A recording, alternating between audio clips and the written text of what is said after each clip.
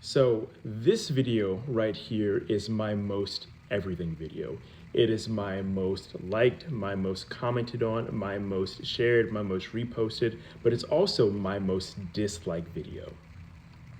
So naturally, being that it is the video that gets the most attention, it comes with a lot of negative attention as well. And a lot of that attention is talking about how I abuse my dog. So I want to talk about how I don't do that by talking about food. Something you should know about me is that when it comes down to food is that I love my food to be seasoned correctly. And one of the most common seasonings that you see across the board is salt. At this point in the video, you're probably thinking to yourself, what does seasoning and salt in particular have to do with the e-collar and using it? Hold on a second. Seasoning in and of itself is incredibly useful, but there is a way to not use enough. If you do not put salt on your food, it's bland, it's tasteless. But in the same way, you could use too much salt and then it ruin the entire dish. So in order to use salt and use it correctly, you have to use the proper amount. Using the e-collar to reinforce training and to also hold your dog accountable is the same as using salt on your food.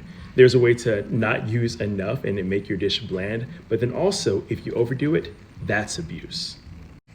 And to me, there is a fine line between not using enough salt and using too much. We as dog owners, or if you are a dog trainer, you've got to do the hard work of finding that line for your dog. And that's one of the greatest things about seasoning and salt in particular.